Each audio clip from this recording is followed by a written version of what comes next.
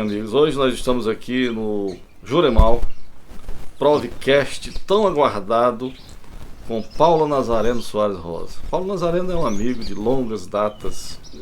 Eu o conheci quando ele era estudante ainda, universitário, fazendo medicina, magro, né? Não sei.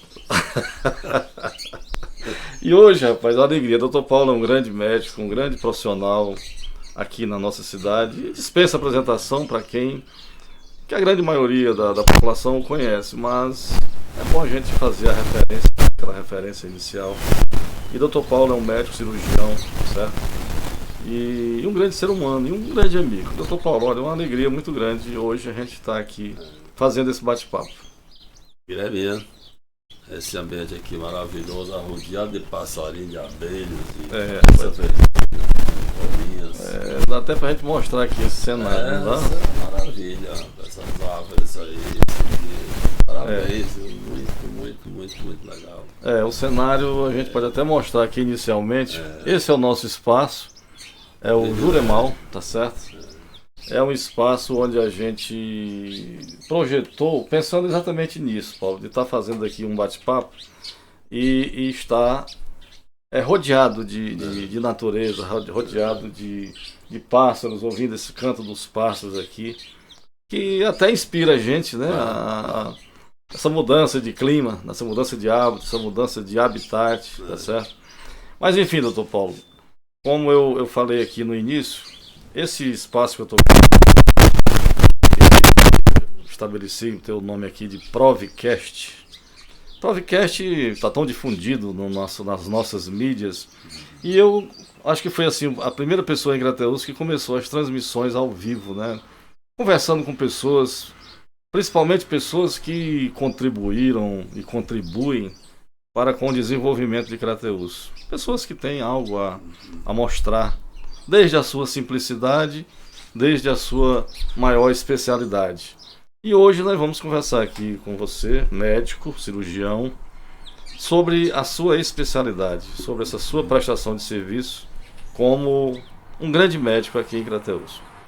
Inicialmente, Nazareno, acho que é uma pergunta, Dr. Paulo Nazareno, é uma pergunta que a gente faz, claro, é o começo da história, como é que chegou esse menino, filho do seu Zé Rosa e da dona Maristé, né?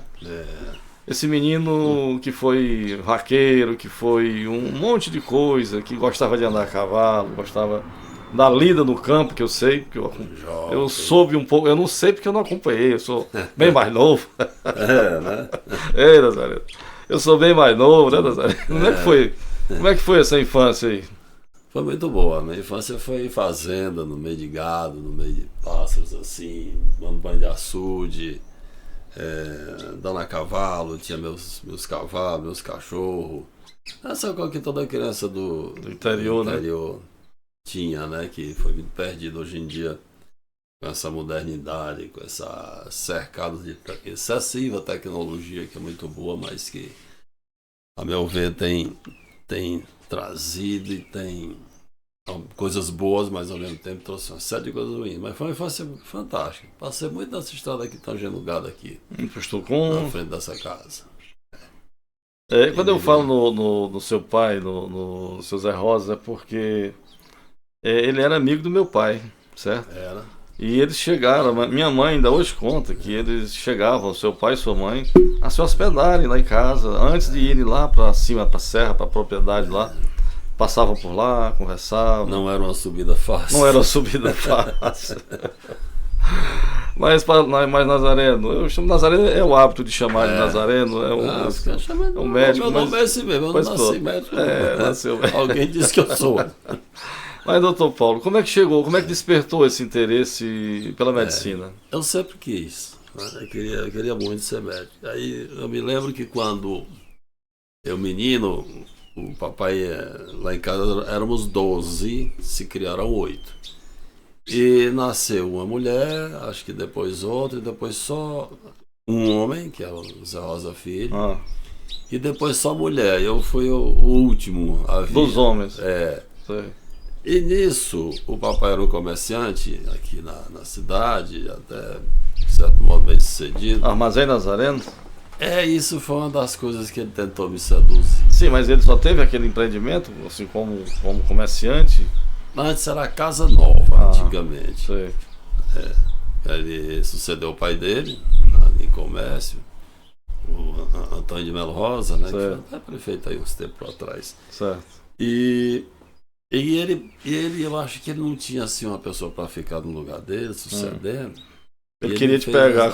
Ele botou o nome do armazém no meu nome, dizendo que ia ser tudo meu, aquela coisa de pai querendo que o filho ficasse perto. Certo. Muitas fazendas, gado, ele tinha uma certa condição, né? Mas era o que ele podia fazer aquilo, né? Era dar sequência. As mulheres, o Dedé, que eu chamo meu irmão, o Zé Rosa, louco por aviação, só queria voar, não se interessou de jeito nenhum pelo comércio.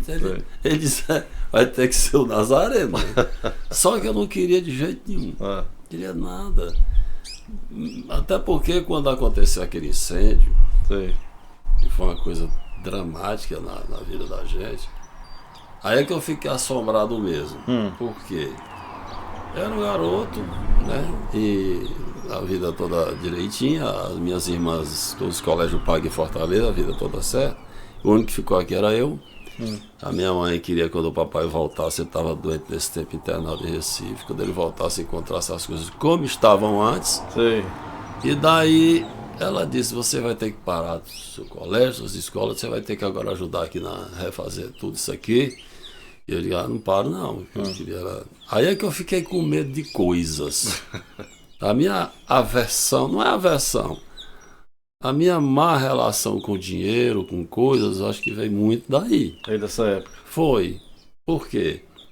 Porque quando eu vi que a gente tinha tudo, e de uma hora para outra não tinha nada, na hora por uma fagulha que acendeu por um incêndio, eu disse, eu é que não vou guardar a minha felicidade, as minhas coisas em nada. Aí eu criei essa frase para mim mesmo. E nada que se queime, se molhe ou pegue fogo. Isso aqui não é coisa pra gente. Naquela época destruiu tudo, foi pô. Tudo. Total.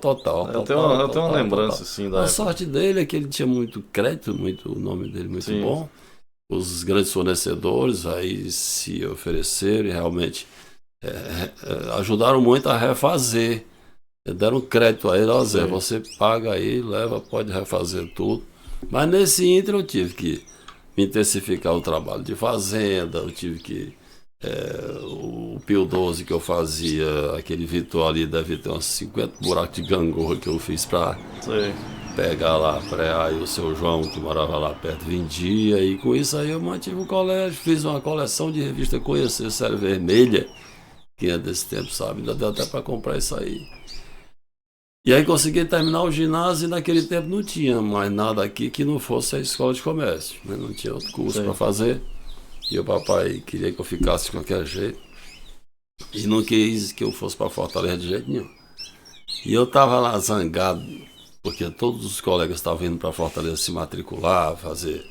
Toda a minha época, da minha classe, né? Ginásio. Indo para o científico, naquele tempo era o científico lá em Fortaleza. E eu estava lá com o Luza Fernandes. Chegou lá em casa no Vitor, naquela casa da fazenda lá. Disse, cadê o Paulo? Está lá dentro de casa, trancado. Tá com uma semana que tá zangado. Tá com lundu, é? Tá. E o que é? Essa besteira de querer ir para Fortaleza, estudar lá. Sim, porque tu queria ir para Fortaleza. E o papai queria que eu ficasse para tomar de conta das coisas dele. Que não precisava, que eu já tinha tudo. Tinha fazenda, tinha armazém, tinha tudo que eu queria, que eu negócio de estudar. Era pensamento dele, porque ele não tinha alguém, filho, assim, que substituísse. Aí o doutor Fernandes disse, não faço não, seu Zé. Não quer estudar e tal. Aí ele me matriculou num colégiozinho lá no Porongabuçu, chamado Redentorista, de padres irlandeses. Era um colégio bem modesto e numa casa, veja só que coisa assim, ele desiste. Aí foi ele se enganou. Era uma casa prova, Deus, que à frente da casa não tinha nem calçamento. Era no Porongabuçu, no fim, na última fila de casa. Do outro lado da rua não tinha nem casa. E era uma casa que o banheiro era lá no fundo. Você lembra daquele banheirozinho? A Cintina. É um Cintina. Que na porta do sul da casa pra lá dava assim, não dava de capinho, né? Assim, minha parede de um lado pro outro, eu fiquei lá e me danei a estudar lá. E foi quando apareceu essas primeiras disputas entre cursinhos, que hoje tem aí a briga entre Ari de Sá com Farias Brito. A ver quem é melhor, quem que aprova mais, né? Naquele tempo começou essa disputa entre o CIPAM e o Equipe. Demais. Eram os dois colégios que se gladiavam nesse aspecto aí. E eu fiz prova para aluno especial, que eles chamavam, né? Para mim, eu passei no Equipe. Para turma de aluno, e nem pagava, né? De aluno nesse tempo, a gente ia lá de manhã, de tarde, de noite. Um dos meus colegas até o Quezado, esse advogado famoso. Paulo Quezado. Lado a lado comigo. E foi daí que eu consegui. Eu fiz o vestibular e fiquei no 32º lugar geral, se eu não me engano, de todos os 2.500, sei lá, candidatos. E eu fiquei assustado, porque quando aí eu voltei para casa, nesse tempo o resultado saía no jornal O Povo, no encarte, né? Sei. Aí eu vim para casa e ele disse, como é que foi lá? Eu disse, eu não sei, papai. Você sabe que você só tem esse tiro, né? Se não acertar, você fica aqui. Era a pressão danada, né? Aí chegou o jornal lá no Seu Ferreirinha, que era a ligação com o Mundo, era o Rádio Sempre, e Seu Ferreirinha com os livros que ele, né? Exatamente. Deu uma contribuição muito grande. Demais, tanto que a gente não fez nada mais, nada menos. A obrigação de colocar o nome dele, o nome da biblioteca, Norberto Ferreira, na época. E aí o encarte veio, eu fui procurar de trás para frente. Juntando medicina, engenharia, odontologia, economia, todos os cursos, dava ali uma faixa de 800, 900 vagas. Eu fui olhando lá, 900 e tal. Na rabada. E não achava meu nome. Nos 800 nada, eu não vou passar pra nada, porque naquele tempo você não fazia específico, era no bolão, né? Os primeiros escolhi os melhores cursos.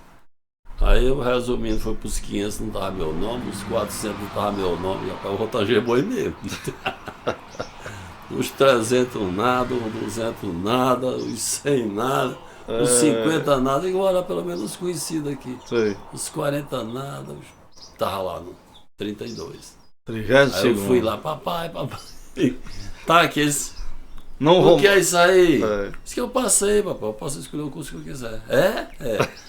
Ele gostou, mas não foi assim, gostou, né? Com tanta empolgação, eles perdiam o menino, né? Pois é, aí começou o UFC na época, né? UFC. 74. Tá tempo pra passar ligeiro. Paulo, essa vida é... 74. Ligeiro. 1974. Muito bem, aí fez o curso, pra gente antecipar aqui a história. Fez o curso e a decisão da especialidade, até chegar nessa parte. Eu entrei, olha como é que as coisas são. Eu entrei, na minha cabeça era fazer psiquiatria. Eu sempre gostei muito dessa coisa da alma humana, do sentimento, dessas coisas. Eu achava um mundo muito interessante, esse poço enorme, esse universo desconhecido que é o cérebro, né? Em relação tanto à sua parte de funcionamento da massa encefálica em si, da arrumação lá dentro, quanto principalmente do campo das emoções, da imaginação, do pensamento e tudo mais. Mas aí a cirurgia me pegou. É uma coisa assim, muito também mais parecida com o meu objetivo, das coisas ser mais objetivas, mais claras. Aí eu fui para cirurgia, fiz cirurgia de cabeça e pescoço, inicialmente. Eu tinha feito na Santa Casa e houve o convite do Zé Fernando. Convite não, quase que uma intimação, você tem que vir. E aí foi quando eu vim para cá, em 80 Paulo, só uma interrupção. Você já falou 2 vezes aqui no nome do seu Zé Fernandes e é uma pessoa, assim, eu convivi pouco com ele, mas ele deu uma contribuição muito grande para essa cidade, juntamente com o Dr. Salles, né? Esses 2 homens, eles... eu digo, só aproveitar esse break aqui, como você disse, para a gente relembrar 2 personalidades que fizeram muito por essa cidade. Porque só aquele espaço, né? Aquele hospital, que foi uma idealização deles 2, contribuiu muito. Eles juntaram a Santa Terezinha, que era o Dr. Salles, com a Policlínica. Exatamente. Então eles contribuíram muito com a nossa cidade nesse... A infraestrutura mudou. Muito bem, Paulo. Aí você optou pela parte, pelo gasto, né? Pela parte da gastroenterologia. Com o tempo, cabeça e pescoço aqui tinha muito pouco campo. Sim. As cirurgias de cabeça, de tumores de cabeça, tumor de pescoço, não eram muitas. Para você ter ideia, eu devo ter operado no total de tireoide umas 400 tireoides só. Isso é muito, é pouco demais. A incidência, comparada com outros problemas... Eu fui, como a formação da Santa Casa era de cancerologia, né, a gente operava lá cabeça e pescoço, mas ao mesmo tempo a gente operava esôfago, operava estômago, operava vesícula, fígado, rim, útero, pelve, colo, intestino. A gente findou afunilando para a área da cirurgia abdominal, torácica, eu fiz muita cirurgia de esôfago. Acho que no total, talvez umas 40 mil cirurgias por aí, durante esse tempo de trabalho aí. Paulo, como você, uma pessoa que sempre foi uma pessoa muito estudiosa, ou seja, sempre procurou se capacitar, né? Eu acho que quem conhece um pouco a tua história sabe que você é um dos médicos que mais tem se capacitado ao longo da história no exercício da profissão. O médico, na tua especialidade, vai lá, faz a residência, faz todo aquele procedimento, opera, faz tudo. Mas em Crateús, você lembra assim, qual foi a primeira cirurgia que você fez em Crateús? Foi de vesícula. Foi? A primeira cirurgia foi de vesícula, da escuta. Chico, você lembra até o nome aí. Gente, Porque assim, quando você está com os professores, você está ali, tem alguém do seu lado, você né? se sente seguro. Qualquer coisa. Aí quando você chega aqui, é que nem quando a gente voa, né? Eu gosto de pilotar também. A primeira vez que você pilota, é uma experiência inesquecível, que nem quando você opera só pela vez. Aqui sou eu e eu, né? Você não tem ninguém para... Que der ali, não tem a quem.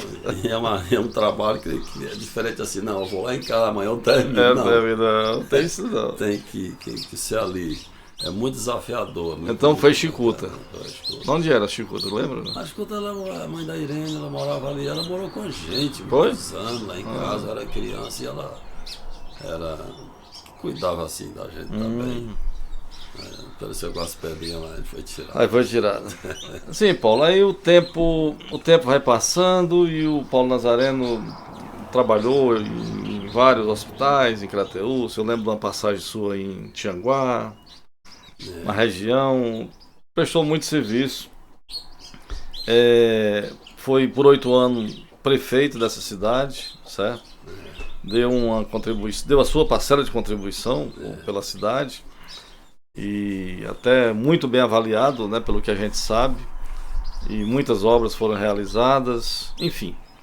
Mas na área profissional do médico Paulo Nazareno, você criou um espaço em Crateús que ainda hoje é uma grande referência, que é a Polimédica. O que é a Polimédica? O que funciona ali na Polimédica? Fala um pouquinho dessa estrutura que tão bem tem atendido os médicos, né, que chegam em Crateús e a nossa população. Como é que é a Polimédica? Eu cheguei aqui, não tinha consultório particular, não existia. Sim. Não existia. Ainda quem fazia um atendimento em casa ainda era o doutor Gerardo, lembra dele? Gerardo sim, Gerardo Barbosa, né? Sim, lá. Aí Correu Novo, né? Mas não existe aqui, esse negócio não funciona aqui, já tem, não. Você diz, não, mas eu vou pôr. Aí eu fiz ali, até onde era a antiga Policlínica, me arranjei um espaçozinho, bem mais estreito que esse aqui, e comprido, ficava lá no fundo. E até o nome de gastroenterologia eu mandei fazer com quem fazia ferro de gado. Sei. Que não tinha para vender essas letras para você pregar em parede. Aí esse pessoal que faz ferro de gado mandei fazer o jeito. E chumbei na parede lá. Eu disse, bom, eu vou lá esperar que apareça a paciente. Se não aparecer, eu fico estudando lá, não perder nada não. Se eu não estiver atendendo, eu vou estar estudando, porque eu não me conformo de parar de estudar, de pesquisar, de ver. Isso é uma obsessão quase. Sim. Eu sempre, a gente tem que estar atento a essas novidades, essas coisas lá. É tanto que eu tenho 5 títulos de registro de especialidade, né? Com registro em CRM, porque no Brasil o sujeito faz o que quer, né? Bota propaganda em rádio, que é isso, que é aquilo, mas ele tem que ter o RQE. Chama-se Registro de Qualificação de Especialidade que só é permitido ter quem tem o título de especialista naquela área. Então, comumente você é especialista em cardiologia, em dermato, em ginecologia. Agora eu fiz o título de especialidade de cirurgia geral, cirurgia do aparelho digestivo, de gastroenterologia, de endoscopia e de câncer gástrico e de cirurgia laparoscópica. Dá até 6 por aí. Bom, essa é a mesma coisa da questão do título de doutor, né? Porque muitas vezes o cara termina uma faculdade aí qualquer, às vezes até por correspondência, doutor A, doutor B, doutor C, mas o título mesmo de doutor, para você ser considerado um doutor, tem uns que a mais aí, não é verdade? Tem novidade aí para lhe contar acerca dessa questão aí. Depois eu vou nela. A Polimédica aí nasceu assim. E toda vida que eu levo uma grande topada, que me aparece uma pedra no caminho, para mim sempre foi um salto à frente. Nossa, pedra do Drummond. Porque tem duas maneiras de você reagir a uma topada. A primeira, mais comum, você dá aquela topada e puxa a pedra e fica ai, né? E a outra maneira de você reagir é aproveitar aquele embalo que a topada te dá para frente. E dá uma guinada. E você continua indo para frente, né? E aí eu fiz a clínica nessa topada. Polimédica. Foi. Sempre foi assim, né? Quando tem essas pancadas eu vou e... É como quando saí desse plantão da prefeitura, foi outra, né? Até foi para Tianguá? 2 anos e meio exilado lá. Eu lembro. Tinha mais espaço aqui, eu tive que ir, tinha que viver, né? Mas aí já aumentei a clínica, assim, sabe? Eu reajo dessa maneira. Então, quando passa tudo, foi bom. Senão você se acomoda. A pior coisa do mundo é a pessoa se acomodar. Né? Acomodação. Ficar.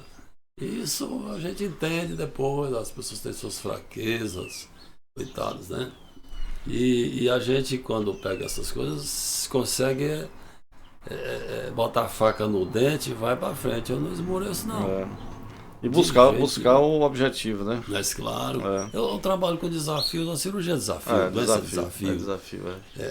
Toda consulta é uma pesquisa, é uma busca de chegar no melhor caminho para o paciente.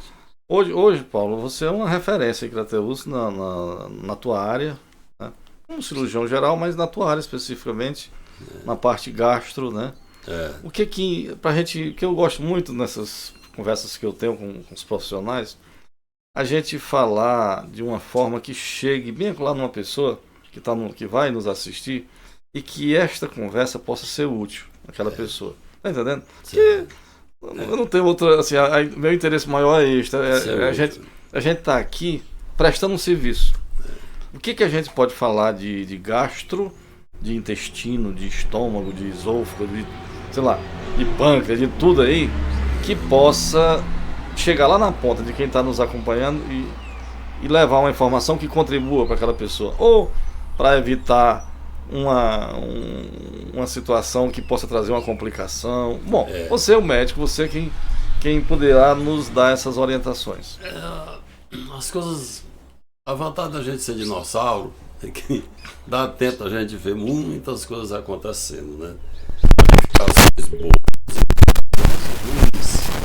O que é bom disso tudo? A tecnologia está ajudando demais, avança demais. Os equipamentos que a gente tem de imagem lá, é quase uma biópsia. A gente chega perto da parede do estômago, do esôfago, ou do duodeno, ou do colo lá embaixo, que faz tabecoloscopia, né? Ao contrário lá. As imagens são fantásticas. Os aparelhos conseguem ampliar, fazer, digamos assim, um cabelo da largura de um poste.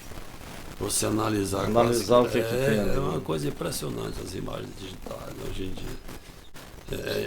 É fantástico. Isso implica você passar a ter conhecimento agora já até de célula mesmo, quase que de um patologista. Olha, Paulo, nós vamos falar desse assunto aí. E assim, eu gosto muito das pessoas com quem eu estou conversando, porque eu já tenho uma certa idade, tenho 65 anos, então já vivi um pouco.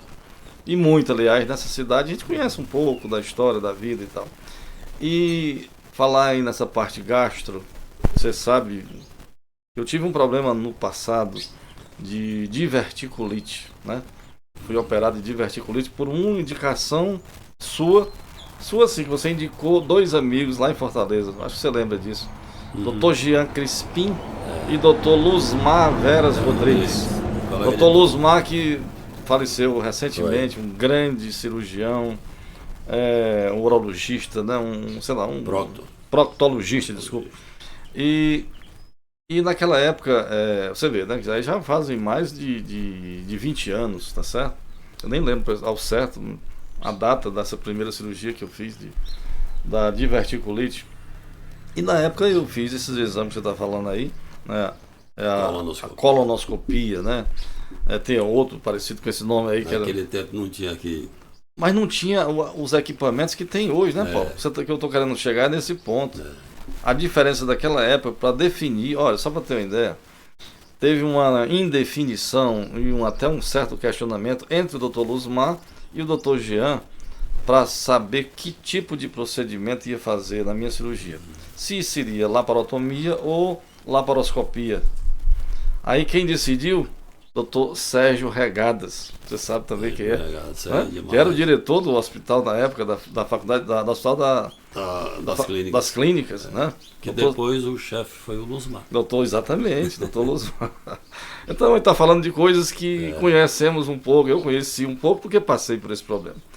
Mas enfim, Paulo, o paciente, a pessoa que está lá no nosso interior aqui, em qualquer lugar dessa cidade, que está começando a ter problemas estomacais, o que começa a fazer uma pessoa, levar uma pessoa a fazer uma endoscopia? No caso específica da endoscopia em relação ao estômago em si, porque o aparelho digestivo é um mundo. Certo. Às vezes o que dói lá onde você teve o problema dói na boca do estômago. Sim. Às vezes o coitado do estômago é quase igual ao mordomo. Que leva as pancadas. Por quê? Porque existe um sistema elétrico, entre aspas, Sei. que traz toda a acessibilidade do aparelho digestivo e um dos disjuntores principais é a nível da boca do estômago. Então, é como se primeiro sinal doesse por ali. É preciso ter cuidado com isso. Há um assédio muito grande da indústria farmacêutica para a pessoa se medicar, tomar remédio. Hoje você tem propaganda de remédio em rádio, que eu acho uma coisa assim meio temerosa. Existem medicamentos aí que, rapaz, aquilo é Deus engarrafado. Resolve praticamente tudo no mundo. Oh, meu Deus do céu. Nem é tanto de qualquer coisinha correr para médico, que eu vou dar um pouco de dica em relação a isso, mas também não esticar muito. Porque a gente, lamentavelmente, vê muitas coisas acontecendo lá na clínica, de pessoas que se automedicaram, melhoram um pouco, digamos, um câncer de estômago. Sim. Melhora se você tomar esses omeprazol da vida, esse chá, não sei do que lá, essas gororoba. Deve ter alguma coisa ali que alivia, que esfria o processo e lhe dá uma falsa melhora. Só que, aquele tempo que você passou tomando isso, 2, 3, 4, 5, 6 meses, às vezes sai do ponto da cura. Que aquele remédio pode mascarar, né? Mascarar, enganar. Você se sente melhor, a doença iria avançar de qualquer jeito e às vezes você perde a oportunidade de ficar boa. Porque as doenças, principalmente os cânceres, eles têm os estadiamentos, estágio 1, estágio 2, estágio 3, estágio 4. Isso vale para a mama, para a cabeça, para o olho, para a pele. Existem as gradações. E aí, como é uma doença progressiva, ninguém para, né? Pelo menos até agora, né? As drogas que existem por aí já avançaram demais. Hoje em dia você vê cânceres aí que as pessoas viveriam antes 6 meses, 3 meses, com 3 anos, 4, 5, 6, sobrevivendo e às vezes morrendo até de outra coisa. Mas quanto mais tempo você demorar para tomar providência séria, falando em providência, aqui, pior o resultado. Esse é o problema. Então, se você tem uma dorzinha de estômago, um desconforto, uma azia aqui e acolá, todo mundo tem dinheiro. Você não precisa nem ir para médico para isso. Se eu fosse assim, todo mundo tinha que estar se consultando. É verdade. Você fez uma farra alimentar. Você comeu lá uma coisa bem extravagante, tomou bebida alcoólica, ou até excessivamente, talvez, ou algum outro irritante, ou usou remédio para dor na junta, para coluna, que são muito agressivos para o estômago, e depois você ter desconforto aqui na boca do estômago, assim, está dentro do normal, digamos assim. Sim. Agora, quando você tem, digamos, azia, queimação, enchimento, dor de fome. Dor de fome é aquela dor que parece com fome sem ser. Você não está com fome, mas fica aquele buraco, aquele oco. Você tem aquilo ali 2, 3 vezes por semana. Na semana seguinte aquilo continua dia sim, dia não, pula 3 dias, tem de novo. E de novo, e dá um mês tendo isso, é bom você ter cuidado. Aí já sai da dorzinha, da queimadeira que todo mundo tem direito de ter, uma vez na vida ou mais, para ser um alerta de alguma coisa. E mais? Deixa eu ver como é o aparelho digestivo. Uma gastrite, uma úlcera, uma coisa assim, faz muito mais barulho do que o câncer do estômago. É mesmo? É. O câncer de estômago ele é mais silencioso. Aí vem, se você tem história familiar de câncer de estômago, de câncer no intestino, parente seu de 1º grau, ou então de 2º grau, a tia, prima, coisa que o valha, um caso ou outro, e tem coisa assim, olhe, principalmente se você tiver de 30 anos para cima. Essas coisas para acontecer de 30 anos para baixo, existe, mas é muito raro. Muito raro, né, Paulo? Na medida em que vai avançando essas coisas. Doutor Paulo, me diga uma coisa. O câncer pode atacar a pessoa em qualquer parte do organismo. Mas na realidade, para a gente falar aqui, para quem sabe aquela linguagem bem fácil de ser entendida, o que é um câncer? É assim. O câncer é uma célula, um conjunto de células que passa a se reproduzir desordenadamente, perdendo a característica original dele. Ele passa a crescer excessivamente. O nosso organismo ele tem um mecanismo, chama apoptocelular, que é um mecanismo que regula a morte das células. Sim. Nossas células são renovadas e repostas. O estômago, por exemplo. A superfície do nosso estômago, entre uma semana e 10 dias, aquela superfície sempre é outra. Vai se renovando. Na pele também há em inglês. Na pele também há uma renovação celular também, de certo modo, rápida, por conta do calor, do vento, do sol, da descamação. E o câncer perde isso. O câncer ele perde o controle. A célula perde o controle sobre esse mecanismo de crescimento, esse mecanismo de morte celular. Ela passa a durar mais, crescer com muita rapidez, dando sintomas tanto locais quanto de empurrar, de comprimir outros órgãos, outras coisas. E consome uma energia terrível. Daí muitas vezes a pessoa quase todo mundo emagrece com câncer. Quer dizer, o grande desafio até hoje da medicina e dos cientistas é descobrir o que origina essa degradação das células. Porque a medicação até hoje, para resolver na sua totalidade, não apareceu ainda. Alguns resolvem, mas alguns casos têm cura, alguns né? casos têm conseguido uma regressão já, hoje em dia. Mas é porque o câncer está em todo lugar. Porque se você pega, por exemplo, uma pneumonia, só dá ninguém tem pneumonia na orelha, nem na mão. E o câncer não respeita o lugar nem a hora. Qualquer lugar ele pode dar. E Paulo, doutor Paulo, e nessa parte aí que você cuida, que você trata e que tem expertise mesmo, por que o câncer de pâncreas ele é tão agressivo? Vou já para aí. A gente estava nessa ponte. O câncer, ele tem vários fatores eu adiantei de as causa. coisas aí. Eu chego no pâncreas.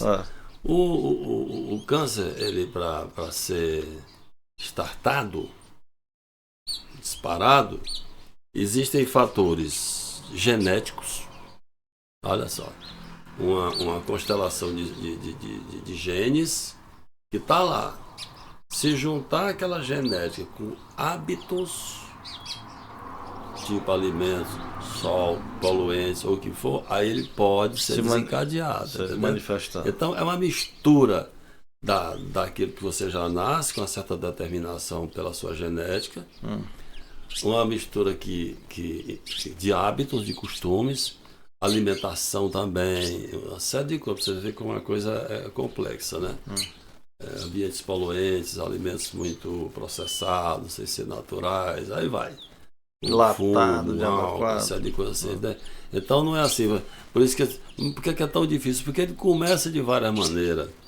e se comporta de várias maneiras e dá em todo o órgão. Pâncreas. O pâncreas é porque é um órgão escondido, digamos assim. Para você chegar no pâncreas através do ultrassom, você só vê praticamente só a cabeça dele. Que ainda bem onde dá a maioria dos problemas é na cabeça dele. Porque ele é um órgão tipo um pão, certo? Tipo um pãozinho, aqueles antigos, né? Esses pão, aquele tá redondo, aquele mais comprido.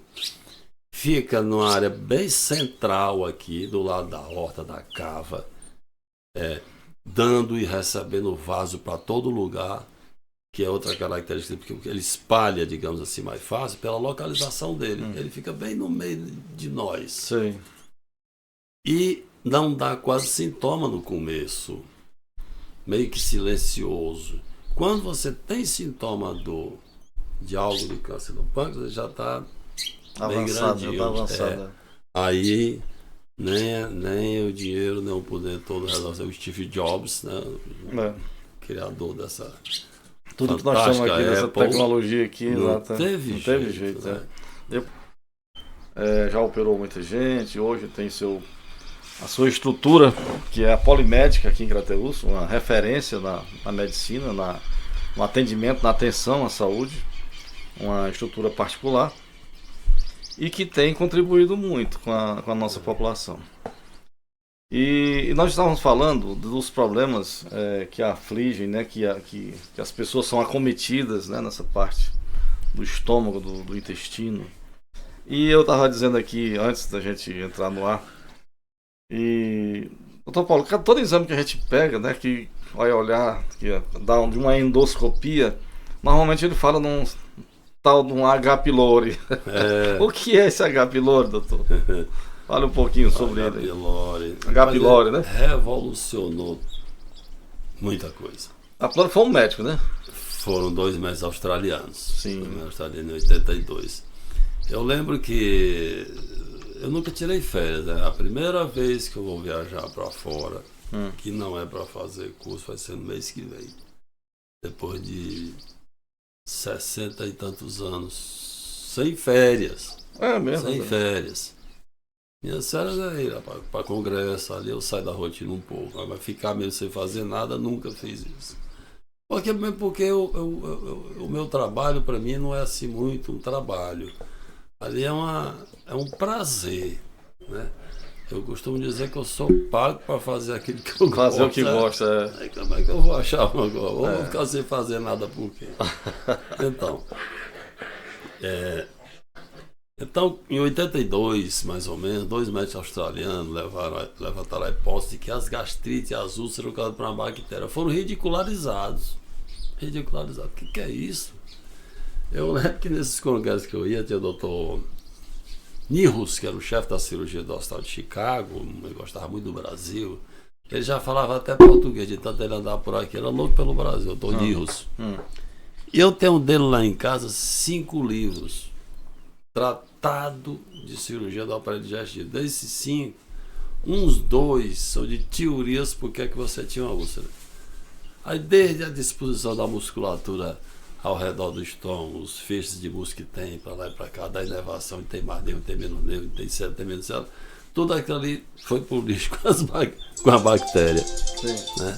Revolucionou completamente a concepção do que era. E daí o tratamento, e daí o resultado, daí tudo. E inclusive do câncer, né? Então o Helicobacter é uma bactéria que nem gente tem várias famílias. Que nem gente, tem gente boa, tem gente ruim. E a bactéria, não obrigatoriamente, ela é causadora de úlcera, não obrigatoriamente ela é causadora de câncer, normalmente só de gastrite. Quando deriva para câncer já entram outros fatores também, que depende do tempo de doença, tempo de gastrite, que vai acontecendo algumas modificações nas células do estômago. Há toda uma sequência, toda uma cadeia de sequência para resultar no final no câncer. E essa bactéria ela é muito prevalente no nosso meio. Quanto mais subdesenvolvido um país, quanto menos saneamento ele tem, quanto menos água tratada ele tem, mais existe essa bactéria. Ela contamina muito nossos alimentos. E ela, no nosso meio aqui especificamente, praticamente 40% da população é portadora da bactéria da Helicobacter. E nisso, nos exames a gente sempre detecta. A detecção é feita por endoscopia e em seguida você faz o tratamento. Já existe até um método para pesquisar se a pessoa tem bactéria, que é tipo um teste de bafômetro. Igual o teste de bafômetro? Semelhante. Semelhante, né? Aliás. Esse teste, coincidentemente, há um ano atrás, em outubro, mais especificamente, eu fui à Dinamarca para um congresso lá e eu vi esse aparelho lá. É do tamanho da impressora dessas impressoras portáteis aí. E no Brasil não tem ainda, porque a Anvisa ainda não liberou esse equipamento. É mesmo? Oh, meu Deus do céu. Ele, como forma de saber se a bactéria foi eliminada, seria o melhor método, evitaria um segundo exame, porque se a pessoa tem uma bactéria de uma gastrite, e às vezes a gente precisa, em alguns casos, fazer um segundo exame para constatar se o tratamento funcionou. Nesses casos, não precisaria do segundo exame. Você faria esse teste respiratório chamado e tem a acurácia e precisão de 100% e evitaria o segundo exame. O segundo exame seria feito menos, somente para caso de úlcera, para saber se realmente cicatrizou, pós-cirurgia de câncer, pós-cirurgia de úlcera, essa coisa toda. E aqui na nossa região, o que mais acomete assim, a nossa população nessa área estomacal? O que mais chega lá no seu consultório? É a gastrite. A gastrite. Nesse aspecto, Edmilson, o que é que eu observei? Eu fiquei, durante todos esses anos, eu sempre notei uma diferença entre o que a pessoa sente, entre as queixas dela, a história de queixa de dor, da intensidade da dor, de quantas vezes por dia, e do que aquilo faz a pessoa sofrer, do que aquilo faz a pessoa se incomodar, e o real achado lá do exame. Certo. Nem sempre bate? Nem sempre bate. Nem sempre bate. Interessante, né? Isso é colocado na medicina como somatização da doença, influência de preocupação, é tanto que as pessoas falam em gastrite nervosa, né? Porque correlatam os momentos que estão mais tensos com mais sintomas, aí põe na conta de nervosismo a gastrite. Mas não é bem assim. A explicação atual hoje é que essa influência é via nervos, né? E ele tem um nervo chamado vago, até o nome dele, que liga o cérebro ao intestino, tanto que chamam o intestino de segundo cérebro. E os hormônios, que são as substâncias que estão produzindo, de gastrina, de ácido clorídrico, essa coisa toda. É uma explicação técnica, é uma explicação física. Mas eu, com o correr do tempo, por isso que foi bom aquela minha tendência de gostar dessa área mais humana, mais do sentimento, eu comecei a desconfiar disso. Eu disse, essas duas vias não explicam. Essa via neural e essa via hormonal não explica essa influência. Sei. Tem que considerar a alma. Tem que considerar o sentimento. Eu fiz um artigo chamado A Gastroenterologia e a Espiritualidade e coloquei como subtítulo deixa o bichinho, fica lindo esses cachorrinhos aí, né? E coloquei como subtítulo: o aparelho digestivo é a morada da alma. O aparelho digestivo é a morada da alma. O que é que acontece? Com isso eu fiquei pensando um modo de como que eu vou colocar uma coisa tão subjetiva, tão de sentimento, tão de impressão, em dados, para poder fazer a comprovação disso como tese. Aí eu peguei 4 pilares que normalmente influenciam muito diretamente a vida das pessoas. O pilar pessoal, em si, da pessoa em si. O pilar familiar. O pilar da atividade profissional dela. E o pilar da espiritualidade enquanto religiosidade, crença, esse tipo de coisa. E fui fazer o score que varia de -2, -1, 0 mais 1 e mais 2. Tipo assim, Edmilson. Vamos supor que eu lhe pergunto Sei, assim. tranquilo. Pessoalmente, você como pessoa em si, você se acha bonitão, você é um Leonardo DiCaprio, você se acha feio, você tem um complexo, você tem uma coisa que em você mesmo você não gosta ou gosta muito, você considera isso menos 2, se for muito chato na sua vida, menos Mas 1, é uma referência. 0, né? se não for neutro, isso não me incomoda nem nada, e se Sim. for mais 1 ou mais 2, certo? Aí eu vou para o pilar familiar. Tudo bem lá? Casamento, filhos, família. Isso é algum motivo de mal-estar, de não lhe fazer bem, ou não, Ave Maria, minha família, mulher e tal, porque tem muito disso, né? Sim, sim. Das pessoas que têm problemas de doméstico, casamento, com filho, com família, que é um calo na alma da pessoa. E o pilar de trabalho. Tem gente que vai para o trabalho como quem vai para o inferno. E quando termina o horário, sai de lá como se estivesse saindo de dentro do fogo. Como tem pessoas que, no meu caso, por exemplo, eu acho bom é Gosta ir. de ir, né? Quando termina, eu nem noto, né? Cansa, mas é uma coisa que me dá prazer. E tem o aspecto espiritual. Tem pessoas que são descrentes, tem pessoas que não creem em nada, mas tem pessoas que uma certa religiosidade, uma certa crença, uma certa espiritualidade traz conforto nessas situações. Então esse score, quando essa pessoa que eu te falei sente 1001 coisa, essa pessoa tem queixa demais, que eu chego lá e não encontro quase nada, que eu vou aplicar esse score do Rosa, Você batizou ela o é nome? menos, mais menos nesses itens do que as outras pessoas. Sei. Então há sim um componente emocional, um componente da alma nisso. Então é uma terceira via na relação cérebro-intestino que me dou aqui a privilégio de lhe dizer que é inédita. Não tem isso na gastrologia no mundo todo, tá? Deixa. Não existe na gastrologia isso ainda. Aí o presidente da Federação Brasileira pediu para fazer esse artigo. Vai sair na Revista Brasileira. Sei. Aí eu não sei que essas coisas de internet é um milagre hoje em dia. Uma revista da Ásia me mandou um e-mail aqui pedindo o artigo. Oxe. Aí eu pedi o meu amigo Paulo Leitão, que é o professor da faculdade da minha época, que fez PhD e doutorado em Oxford, na Inglaterra, para ele passar para o inglês. Para eu passar, né? Ele era professor de inglês e fez lá. Paulo, então faz isso aí para mim. Pode mandar, Paulinho. Porque essa revista pediu o artigo. Sei. Mas tem que ser em inglês lá. Aí passou uns 10, 15 dias, o Paulo foi, mandou para mim, aí depois de uns 10 ele me ligou e disse, Paulo, rapaz, aquele teu negócio eu fui pesquisar que ele é o chefe do mestrado e do doutorado da UFC. Aqui não tem canto nenhum do mundo, você vai fazer uma tese de doutorado disso aí. Que legal, né, conversa, ô Paulo? Um dinossauro como eu aqui no meio do isso. Se você é um ponto fora da curva, você puxa o saco, pois você diz que você é meu amigo. Não sou seu amigo, mas não admitindo, não. Aí eu estou com esse desafio para fazer essa tese de doutorado. Legal, né?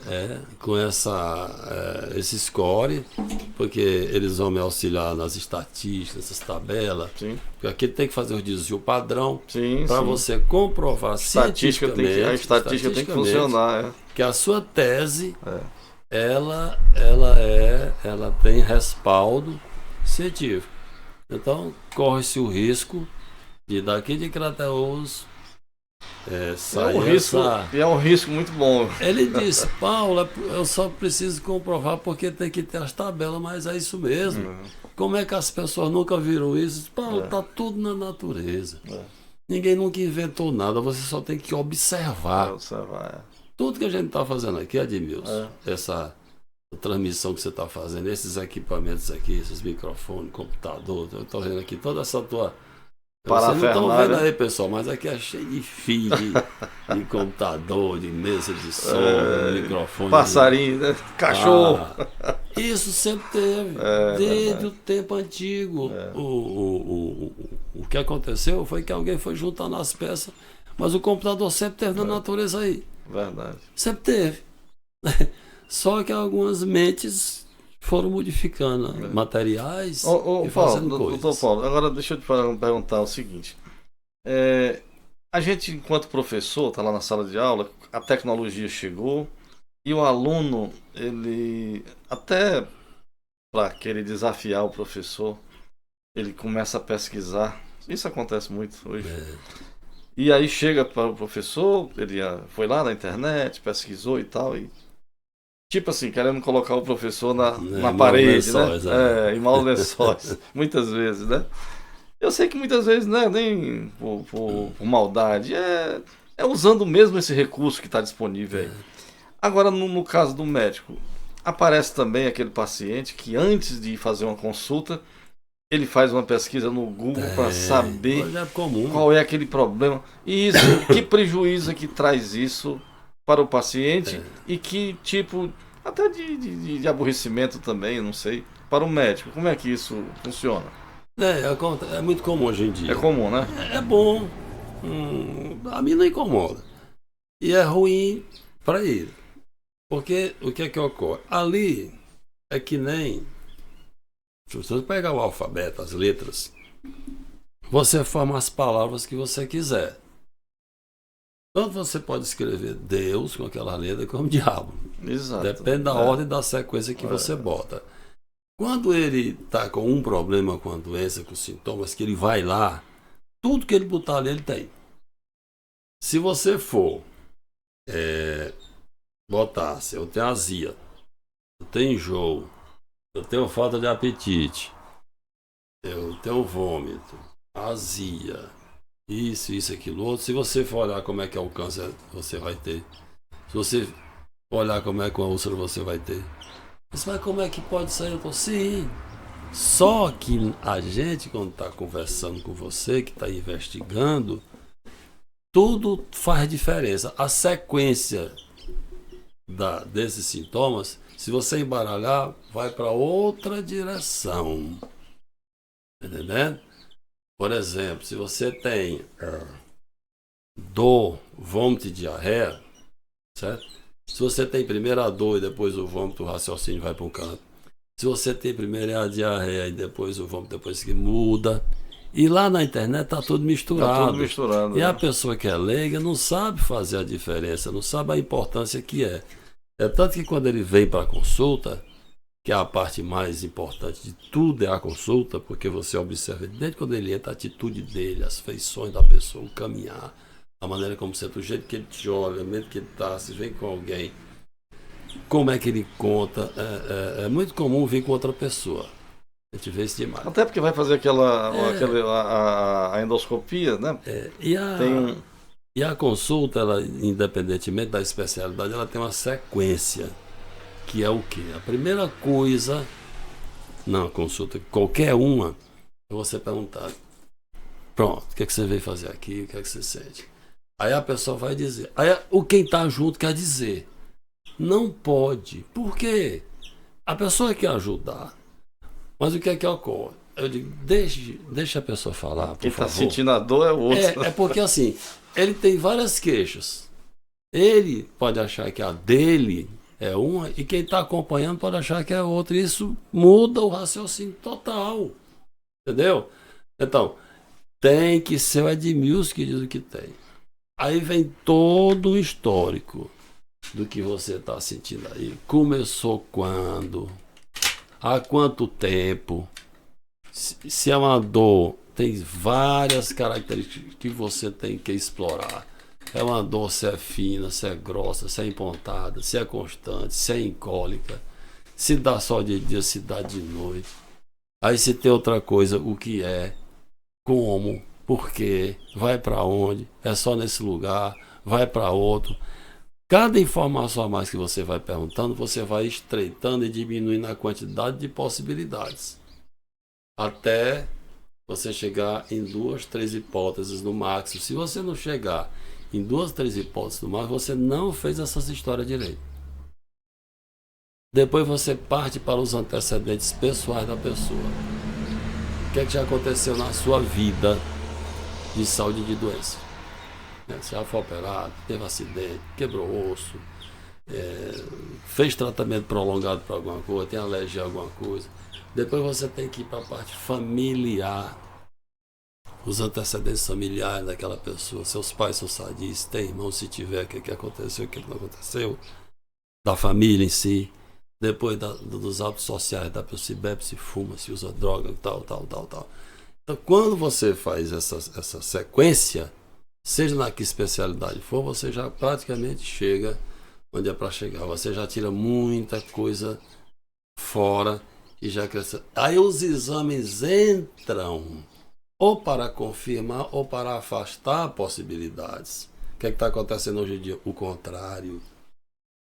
As pessoas já chegam com uma pasta de exame, botam em cima da mesa. Então, fiz esses exames aqui. Dá até vontade de botar uma balança para medir por quilo de exame. É mesmo, né?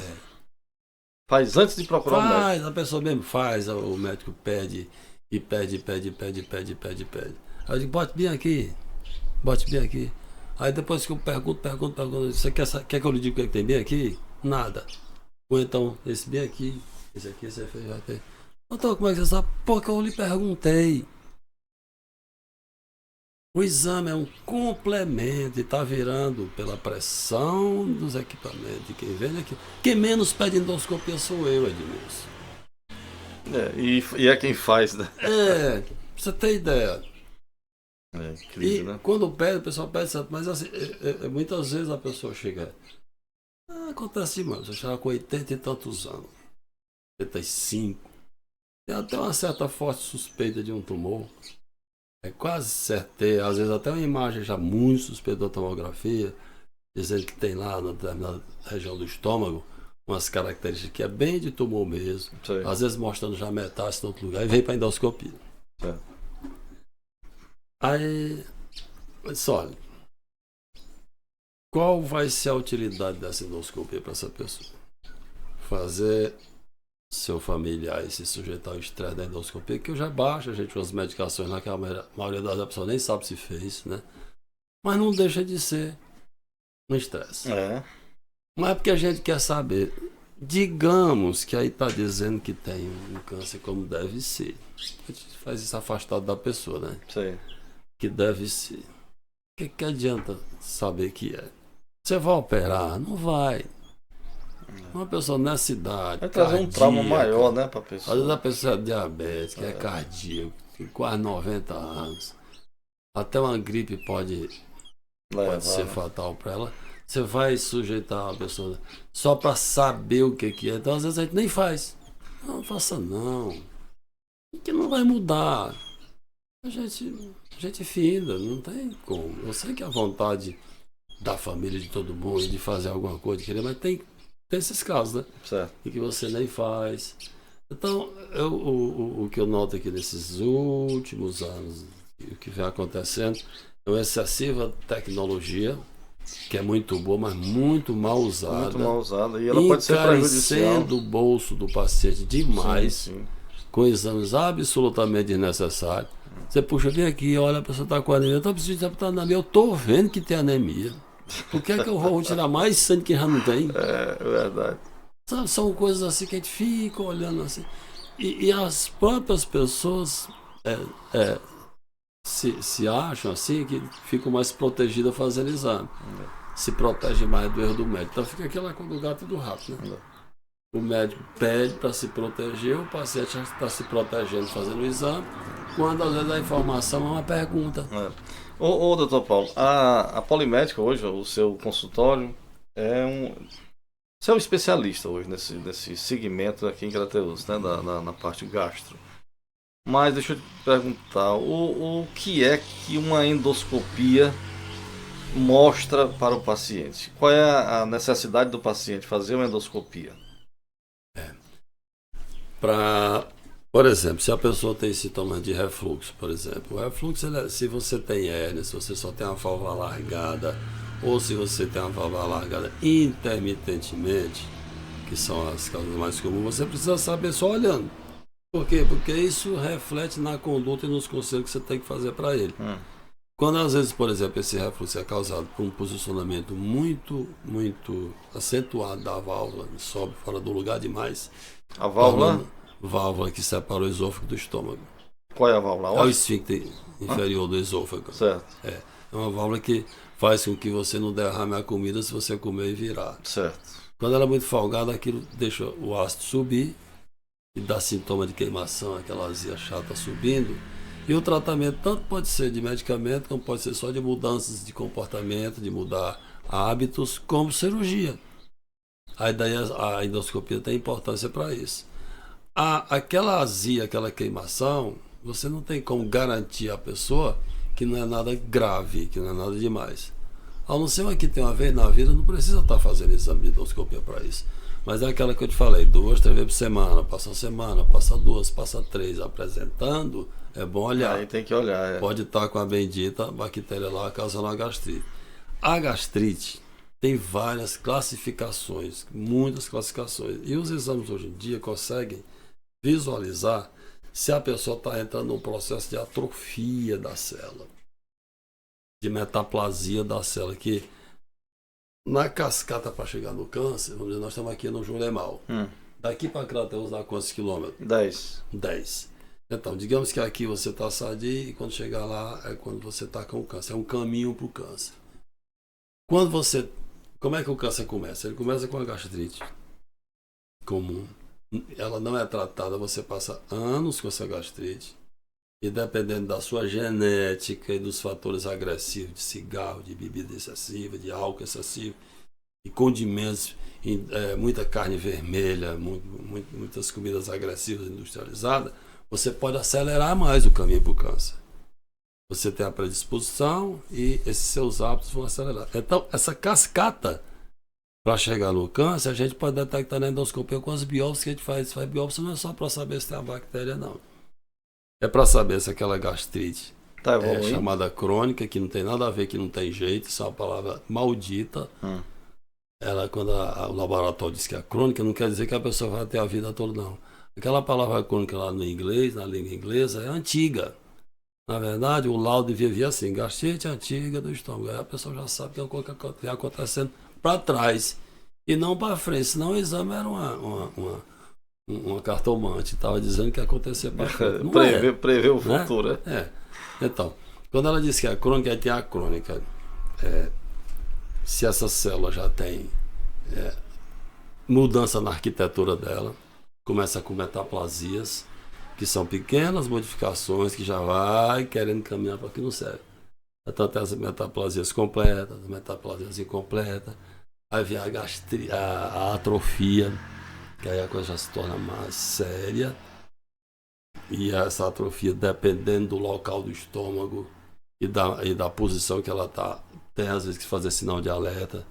Tem pessoas que têm que fazer endoscopia todo ano para estar vigiando, para não ter a bactéria de jeito nenhum. Se você juntar a bactéria com a gastrite atrófica, com genética, aquela pessoa, se demorar muito tempo de vida, ela vai ter. E aí você fica fazendo endoscopia para quando aparecer o câncer, hoje você tira até por endoscopia. SDA.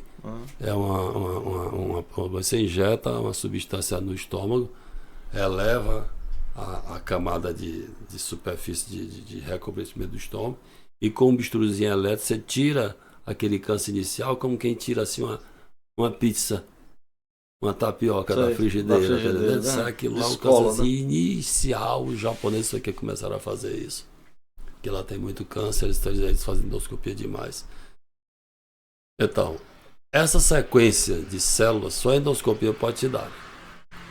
Aí mais adiante tem o duodeno. Aí já entra as doenças celíacas, a doença da papila, que é outro tumor que pode dar aquela avesia ao pâncreas, que dependendo do... Então, ela é muito útil, a endoscopia, nesse sentido de prevenir. Muito bem. Doutor Paulo, eu sei que todo paciente que vai lá, faz uma consulta e faz uma endoscopia, aí vem aquela relação que você coloca lá de hábitos alimentares. Mas não custa nada a gente aproveitar aqui esse nosso bate-papo para você fazer assim, tipo um checklist. Para quem está nos acompanhando, já tratei uma pessoa à distância, sabe? Uma irmã, uma vez estava com um problema lá em Brasília, e aí eu liguei para você me deu lá as orientações e ela seguiu, tá boa, tá tranquila, certo? Hábitos alimentares. Então, o que seriam esses que você pode colocar aí para as pessoas para que de repente se previna, né? Amenize ou, sei lá, ajude de alguma forma. Primeira é a sua constelação familiar, como que tipo de doença dá mais lá. Não só para minha área, mas se você tem. Eu vejo demais, eu fico com pena. Porque com esse tecnicismo, com essa praga de tanto exame, eu pego pessoas lá na clínica, todo mundo eu mando tirar a pressão, por exemplo. Todo mundo tira a pressão lá. E você não imagina a quantidade de pessoas hipertensas que não sabem o que era hipertenso, mas que tem na família hipertenso. E desgraçadamente já foi consultada 10, 15, 20 vezes e nunca foi perguntado sobre a família. Para que você pergunta se eu não estou tratando? Mas é porque você orienta, você evita uma pessoa dessa ter um problema sério. Diabetes do mesmo jeito. Chega a pessoa lá para fazer exame com 20, 30 anos de idade, com uma glicemia de 200 e tanto, que eu pergunto se tem na família. Quem é que tem na família? O pai, mãe. E você nunca fez essa parte? Fez não. Eu digo, menina, vem cá, eu tenho aquele da pontinha do dedo, né? Sei. Você permite que a gente faça aqui uma pontinha do seu dedo aqui? Não, pode fazer. Tá lá, diabetes. Pode ser que tá diabetes. É mesmo, porque o jovem, principalmente o jovem de 20, 30 anos de idade, ele tem pressão alta, ele pode ter pressão alta, e não sentir nada. Esse é o problema. Silenciosa. É aquela doença silenciosa. E que se você for lá na hemodiálise, viu lá no caminho do aeroporto? Eu sei. Você vai encontrar inúmeras pessoas de 30, 40 de idade fazendo hemodiálise. Porque tinham pressão alta, diabetes e não sabiam. Que teve seu rim desgraçado por falta de uma simples pergunta em consultas que ele fez várias vezes. Isso é uma coisa injustificável. Verdade. Então, conselhos é você ver sua constelação familiar, que tipos de doenças a família tem mais. Seja hipertensão, seja diabetes, seja de derrame, seja de tumores de pele, se for famílias de pele clara, que é mais comum. Doenças de tumores, por exemplo, intestino grosso, é familiar demais e tem aumentado muito. A gente tem notado muito. Antigamente a gente notava câncer de intestino grosso, pessoa de 50 de idade, 60 para cima. Eu tenho casos e casos com gente com 30 e poucos anos com câncer de intestino aparecendo. Então, essa autoavaliação que a pessoa deve fazer, o familiar a pessoa deve fazer, a pessoa que se preocupa mais com a sua família, é importante. Aí vem queixas, mudanças. Você tem um intestino que tem um comportamentozinho todo dia, vai lá, você vai ao banheiro e usa o seu intestino todo dia, naquele determinado horário, ou dia sim, dia não, beleza, aí muda. De repente muda, não só uma vez, que mudar só uma vez, não tem nada a não, você tem uma diarreia na vida ou outra, não tem nada a ver. Principalmente quando Mas esses sinais são muito, muito importantes, que tem que ser observado, né? Se mudou alguma coisa, se você está diferente, se você se sente diferente, até mesmo em termos físicos, eu estou cansado, foi um dia, mas você permanentemente você passa a ficar cansado, ficar diferente, os pés às vezes incham. A falta de atenção na consulta é tão grande que vai ou não vai, eu peguei, agora tá recente, né? Pegou uma mulherzinha, ela entrou no consultório, ela entrou assim meio indisposta, né? Sentou, um filho e uma filha, aqueles que vêm preocupar, até de outra cidade. Diga lá, doutor, tô com uma coisa ruim aqui, tô ruim, não consigo comer, não tenho apetite, nada. Aí eu olhei assim por debaixo da mesa, os pés inchados. Se eu tenho pressão, tem não. Tem remédio para pressão? Não, nunca tomou nem nada não. Ô menina, quanto é que deu a pressão dela daí? Deu 12/9, doutor. É hipertensa leve, né? Aí eu fui, peguei o estetoscópio, fui ouvir, tava o coração. Tava com insuficiência cardíaca extrema. Tinha nada com o estômago, nada. Ela tava bem ruim mesmo. Até eu pedi uma exceção, porque o João Paulo é muito procurado, não tem nem vaga quase. Eu disse, minha filha, peço o João para ver essa moça aqui, passei a consulta para ele. Ó, essa aqui não é comigo não tem nada a ver com o estômago dela, tá sentindo aí, mas essa questão dela é cardíaca. Ele atendeu, E uns 10 dias depois ele até mandou um vídeo para mim. Ó, Paulo, aquela mulher, a mulher fantasticamente bem, sem estar cansada, desinchada. Ele eliminou mais de 11 quilos de líquido dela, que o coração dela estava encharcado. Ela estava se afogando internamente por uma pergunta ou duas a mais. Mandaram para endoscopia, porque a mulher passou a mão aqui. Ia continuar fazendo esses procedimentos. Talvez na mesa lá ela não aguentasse fazer. Verdade. Então, a gente fala nessa parte desse tecnicismo exagerado que precisa saber usar. Não confia em exame, não. Exame não sabe falar. Papel não sabe falar. Imagem não sabe falar. Quem sabe falar é o paciente. Ele é quem dá o diagnóstico. Falar por ele, porque ele é quem está sentindo a dor. O paciente é quem dá o diagnóstico. Você procura o que você acha. Paulo, já que a gente está falando aqui da questão do analisar o corpo e as suas reações, essas duas partes, assim, por exemplo, a fezes e a urina, eles são assim de uma... Eles falam, na verdade. Porque imagina só, todo dia, a tua fezes está de um jeito, está funcionando o intestino. Porra, meu intestino tá legal, tá funcionando, beleza. Aí quando é daqui uma semana começa com diarreia, E ela tem as características, porque para ter uma diarreia ou outra não é problema nenhum. Mas você passa a ter diarreias com características diferentes, com fezes de mudança de cor, ou com uma baba com secreção, tipo um catarro, uma coisa ali pegajosa. Aí tem que ser analisado.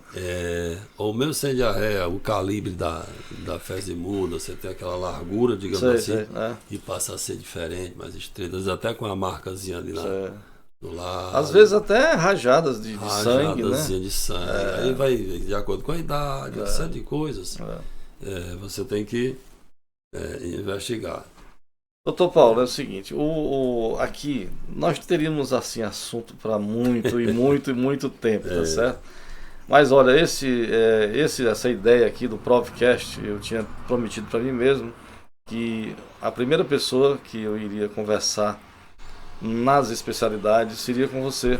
Além de ser um amigo, é um assunto muito pertinente, é uma especialidade que você desenvolve na nossa cidade, que é muito útil à nossa população, e seria um prazer fazer esse primeiro, como está sendo, fazer esse primeiro Provcast com você.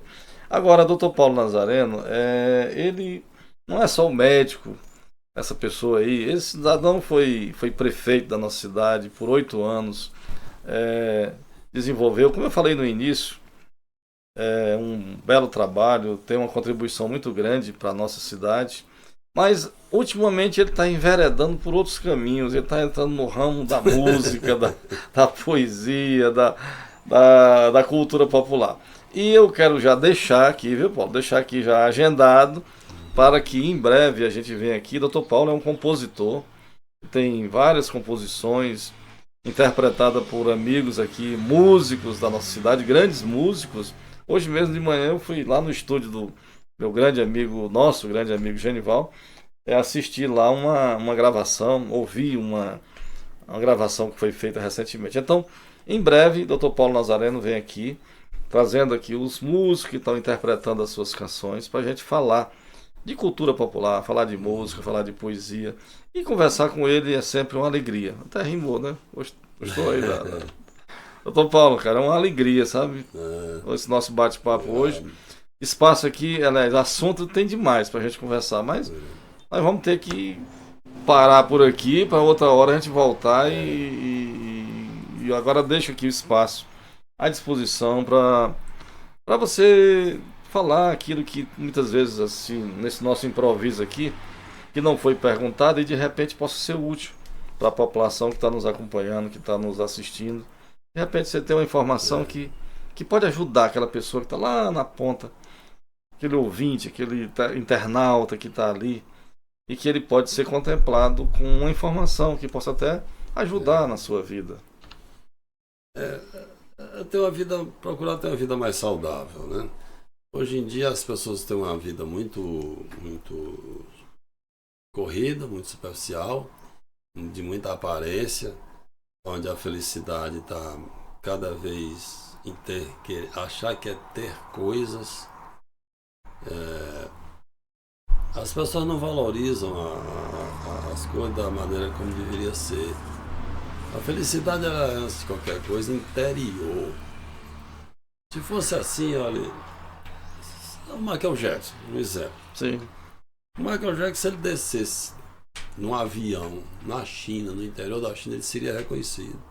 Na Rússia, no Brasil, qualquer lugar do mundo. Qualquer canto.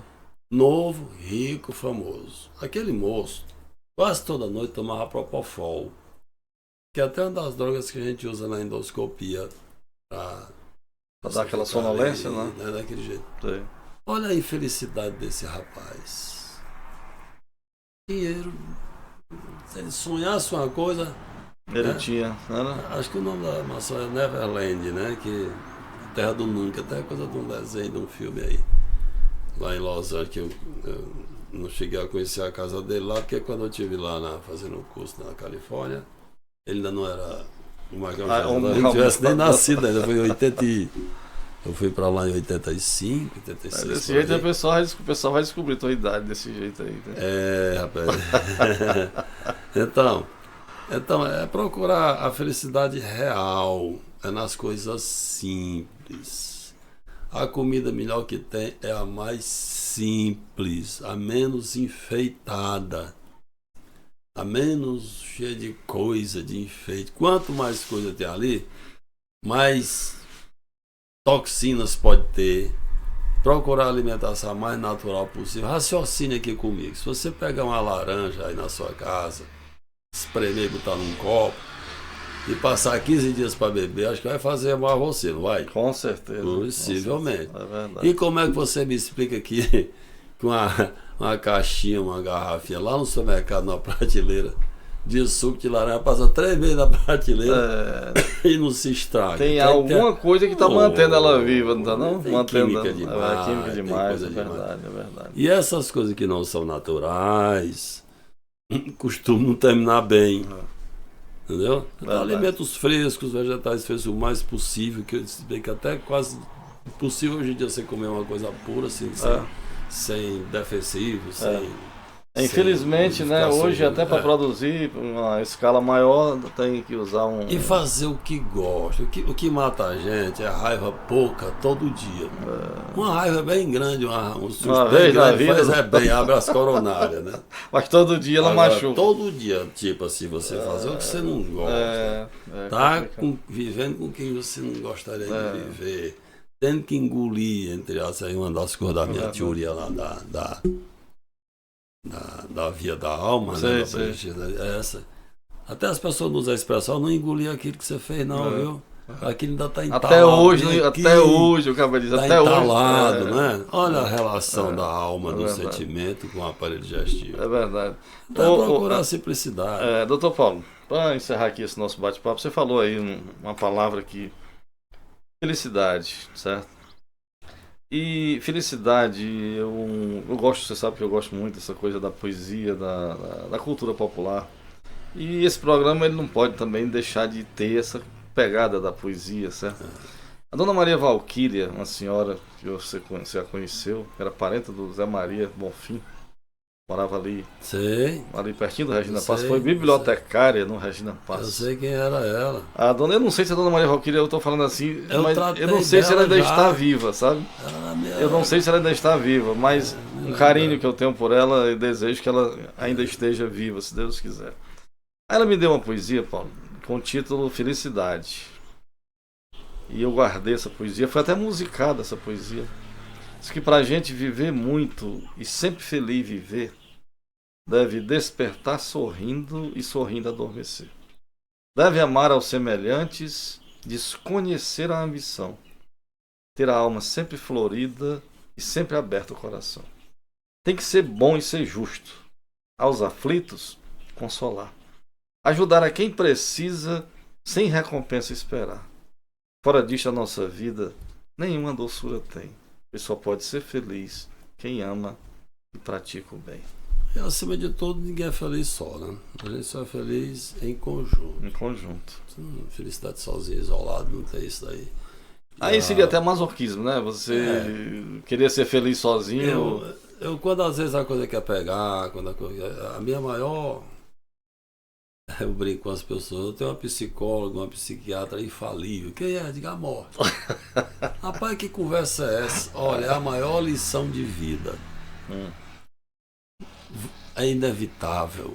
Torna tudo igual, o rico, o pobre, não tem. Então acaba de besteira. Rapaz, ela nivela mesmo, sabe? Nivela. Aqui eu tenho uma música que fala sobre isso. Não botei o nome dela, né? O nome da música é Encontro Certo. Eu saí daqui, eu tava aqui na tua casa no dia que eu fiz essa música. Aí eu cheguei lá no Casablanca daqui, sentei lá e... Eu vou te dizer uma coisa, quando eu faço essas coisas, se eu não fizer naquela hora, Edmilson... Não sai depois. Não, né? Eu faço sem sentir ali, sai, derrama, sai assim de uma vez. E se não você me mostrar, não sei nem foi o que foi aquilo ali. Então eu fiz pra ela. Porque as pessoas se angustiam demais com as coisas. A infelicidade, tá falando de felicidade? Agora falemos da infelicidade. O que é infelicidade? É quando você tá naquela situação, seja com você em si, ou com família, ou com quem quer com o trabalho, e aquilo tá te pegando. Não se preocupe não, que aquilo ali tudo vai passar. Você vai morrer de qualquer jeito. Não tem que se angustiar com nada. Você não é nada. Quer ver uma coisa? Para encerrar, nome do teu pai. Zeca Lopes, José Lopes Filho. Não, que você sabe. O nome do pai dele. José Lopes Teixeira. O nome do pai da tua mãe, teu avô materno. André Carlos de Souza. O bisavô. Aí não, aí você enganchou. Não só você não. E ele existiu que nem você, e nem você que está nos ouvindo. Existiu, teve sonhos, teve planos, teve um bocado de coisa, teve raiva, teve alegria. E hoje não são nem um retrato na parede. Não só na sua parede, não na minha, de qualquer pessoa. Então isso eu quero dizer com isso, que você morre, rapaz. Você não é nada não. Para de estar apaixonado por aquele modelo de carro, por aquela casa com porcelanato. Isso não vale coisa nenhuma. A tua casa hoje talvez seja uma rua amanhã, passar por cima dela. Ou nada. Para com isso. Então muito da infelicidade, que está nas pessoas infelizes, só essa falta de noção que morre. E esta tecnologia e esse avanço, esse consumismo, né? As pessoas preocupadas. Vida superficial. Superficial, sabe? Isso aí tá mentirosa. É verdade. Todo mundo feliz nas redes sociais, batendo selfie, no restaurante. Casal, quem sabe, vive se matando. Minha amor, minha linda, bufo, quando chegar com ela, não se matando. Então. É desse jeito. Felicidade interior. Meu amigo Nazareno, uma alegria grande, rapaz. Olha, hoje foi uma tarde assim maravilhosa, um bate-papo. Eu, você e a natureza e os pássaros agradecer a você, Admilson. Você é um dos patrimônios de Crateús aqui, que a cidade ela tem. As pessoas aquela comédia média a cidade, tem prédio, tem pessoas antes de qualquer coisa. Verdade, Tem inteligência, tem pessoas que criam, que são boas energias. E você é um desses patrimônios que a gente tem aqui. E tem essa visão de trazer informação boa. Eu fico assim, feliz, como eu falei num determinado momento, da gente dar sequência, Paulo, a uma amizade que vem dos nossos antepassados, certo? Assim, não se iluda. Na época deles, eles tinham essa mesma interação que nós temos hoje, tá certo? E nós apenas estamos dando sequência a isso numa outra realidade, num outro formato, mas que... Aí até voltando para a questão da genética, né? Geneticamente, nós temos essa ligação que vem lá das queimadas, da quebrada dos rosas, daquela coisa toda, tá certo? E é uma alegria muito grande. Foi uma tarde, assim, maravilhosa. Eu vou dar sequência a esse bate-papo, conversar com outros profissionais, com outras pessoas, porque cada um... E o intuito, como eu falei, Paulo, é que a gente possa levar essa informação, que ela seja útil, sabe? A alguém lá na frente. Meu velho, foi uma satisfação grande. Forte abraço. E que esse seja assim o primeiro Provcast nessa questão das especialidades e que abra as portas assim para a gente continuar fazendo esse trabalho. Traga outros aí que é útil. É muito útil o que você está fazendo aí, né? Pois um forte abraço. Até a próxima, se Deus quiser. Obrigado. Valeu, Nazareno. Até mais.